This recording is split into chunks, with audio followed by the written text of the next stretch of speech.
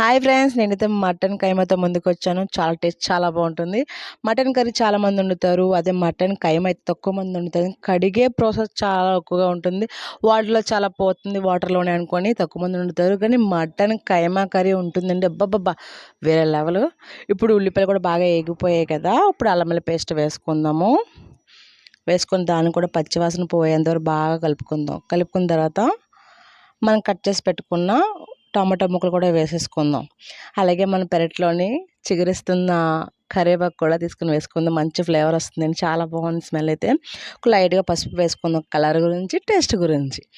దాన్ని కూడా కలిపేసేసుకోవాలి. బాగా కలుపుకొని చూసారా, ఆయిల్ మొత్తం పైకి తేలుతుంది, బాగా మగ్గిపోతుంది, ఉడికిపోతుంది కదా.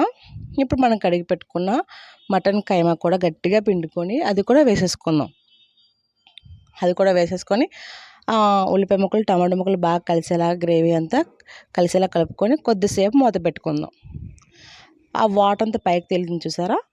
ఇప్పుడు మనం సరిపోయేంత కారం, నీస్ కర్రీ కాబట్టి కొంచెం కారం ఎక్కువగానే పడుతుంది.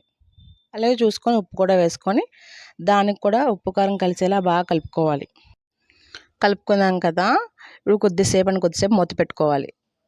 మూత పెట్టుకొని మగ్గించుకున్న తర్వాత ఎక్కువసేపు ఉడకవసరం లేదు, ఎందుకంటే కైమా కాబట్టి తొందరగానే రెడీ అయిపోద్ది కర్రీ అనేది. ముక్కలు అయితే మనకి టైం ఎక్కువ పడుతుంది, వాటర్ ఎక్కువ పడుతుంది. ఇప్పుడు చూసారా, కొంచెం కొత్తిమీర వేసుకొని బాగా వాటర్ అనేది బాగా ఆ కైమాకి ఎగిరిపోవాలి. బాగా ఎగురు కర్రీలా కదా, కైమా ఎగురులా అయితే చాలా బాగుంటుంది. ఇంకేంటి, వేడి వేడి అన్నంలో కానీ చపాతీలో కానీ ట్రై చేస్తే సూపర్ అంటే సూపర్ ఉంటుంది మటన్ కైమా అనేది. ఇప్పుడు ఆయిల్ బాగా తేలింది కదా, కొంచెం కొత్తిమీర వేసుకొని ఇంకేంటండి, మటన్ కైమా కర్రీ రెడీ అయిపోయింది. నచ్చితే లైక్ చేయండి, అలాగే షేర్ చేయండి. మీరు కూడా ట్రై చేసి ఎలా వచ్చిందో కామెంట్ చేయండి.